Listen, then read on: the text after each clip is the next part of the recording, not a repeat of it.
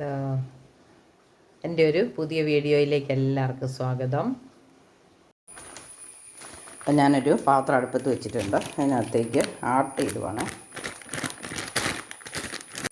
വറക്കാനുള്ള പാത്രം അടുപ്പത്ത് വെച്ചിട്ടുണ്ടായിരുന്നു. വെള്ളം പറ്റിയപ്പം ആട്ട പൊടി ഇട്ട് കൊടുത്തു. ഇത് നമ്മുടെ റേഷൻ കടയിൽ നിന്ന് മേടിക്കുന്ന സാധാ ആട്ടപ്പൊടി കേട്ടോ.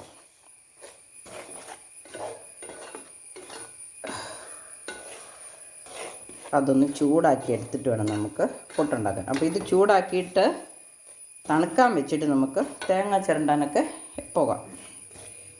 അപ്പോൾ തണുക്കുന്ന സമയത്തിന് തേങ്ങ ചിരണ്ടി കിട്ടുമല്ലോ.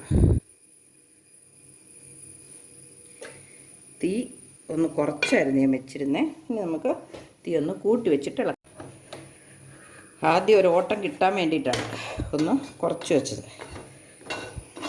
പൊടി എല്ലായിടത്തോടെ ഒന്ന് ഇളകി കഴിഞ്ഞാൽ പിന്നെ നമുക്ക് തീ കൂട്ടി വെച്ചിട്ട് 1 മിനിറ്റ് ഇളക്കിയാൽ മതി. കാരണം ഇത് ഒട്ടും നനവുള്ള അരിപ്പൊടി പോലെ നനവുള്ള പൊടിയല്ലല്ലോ, ഉണങ്ങി പൊടിച്ചിരിക്കുന്നതല്ലേ. പക്ഷെ അത് ചൂടാക്കിയിട്ട് പുട്ടുണ്ടാക്കിയാൽ ആ പുട്ടിന് പ്രത്യേക ടേസ്റ്റാണ്.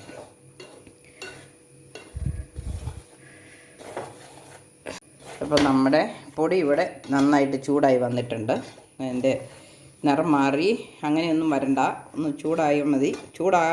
ചൂടായ ഒരു മണം, നല്ലൊരു മണം വരുന്നുണ്ട്. ഗോതമ്പ് പൊടി വറക്കുമ്പം നമ്മുടെ ചോറുണ്ണുന്ന കഞ്ഞി വയ്ക്കുന്ന അരി വറക്കുമ്പോൾ മരിയല്ല, അതുപോലെ നല്ലൊരു മണം വരുന്നുണ്ട്. അപ്പം നമുക്കിനി സ്റ്റൗ ഓഫാക്കാം.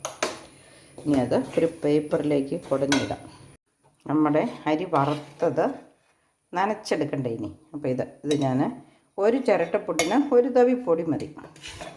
അങ്ങനെ 2 പുട്ടുണ്ടാക്കാൻ 2 തവി പൊടി എടുത്തു. ഇനി ഇതിൻ്റെ കൂടെ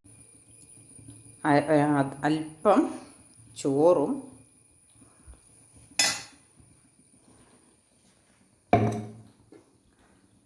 ഉപ്പുപൊടിയും ചേർക്കുകയാണ്. എന്നിട്ടിത് മിക്സിക്കകത്തിട്ട് ഒന്ന് കറക്കിയെടുക്കും. നമ്മൾ തൈര് ഉടയ്ക്കുന്നത് കണ്ടോ, ഇത് കട്ട പിടിക്കും. പുട്ടുണ്ടാക്കാൻ പാകത്തിന് നനഞ്ഞ് വന്നിട്ടുണ്ട്. അതുപോലെ 1-2 പ്രാവശ്യം ഇടുമ്പോൾ നമുക്ക് മനസ്സിലാക്കി എത്ര ചോറ് ഇടണമെന്ന്. ചോറിൻ്റെ അളവ് കൂടിപ്പോയാൽ ഇത് കുഴഞ്ഞു പോകും, കുറഞ്ഞു പോയാൽ നനയുകയില്ല.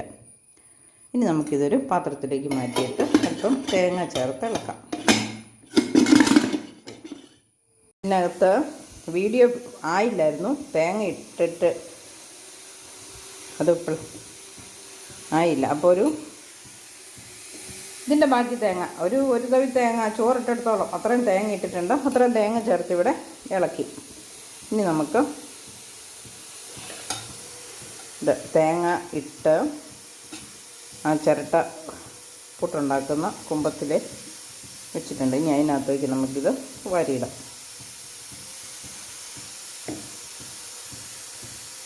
എന്നിട്ട് ആവി വരുന്ന പ്രഷർ കുക്കറിൻ്റെ മുകളിൽ വെച്ച് വേവിച്ചെടുക്കുന്നത്. ഇതിൻ്റെ മുകളിലും അല്പം തേങ്ങ ഇട്ടു. ഇനി നമുക്കിത് ഇഡ്ഡലി പാത്രത്തിൻ്റെ ഇഡ്ഡലി പാത്രമല്ല, വെള്ളവും വെച്ച് തീ കത്തിച്ചിട്ടുണ്ടായിരുന്നു. അതിൻ്റെ മുകളിലേക്ക് വെച്ചു. ഇനി നമുക്കവിടെ ഇരുന്ന് വെന്ത് കഴിയുമ്പോൾ എടുക്കാം. നമ്മുടെ പുട്ട് വെന്തോന്ന് നോക്കാം.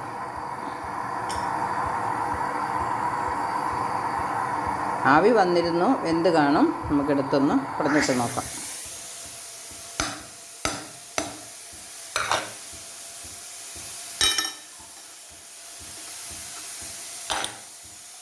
നമുക്ക് അടുത്തതും ഇതുപോലെ തന്നെ ചെയ്യാം.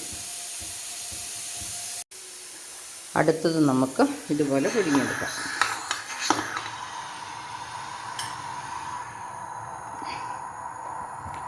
അപ്പം നമുക്ക് ഈ ചോറിടുന്നത് കൊണ്ടുള്ള ഗുണം എന്നാന്ന് ചോദിച്ചാൽ നല്ല സോഫ്റ്റായിട്ട് വരും. അതുപോലെ മിക്സിക്കകത്തിട്ട് കറക്കുമ്പോഴത്തേനും അത് നല്ല ഒട്ടും കട്ടയില്ലാതിരിക്കും.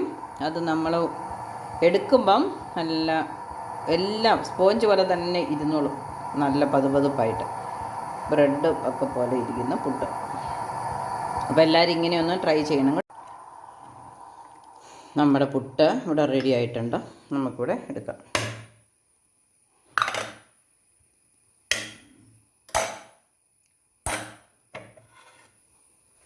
അതിനകത്തേക്ക്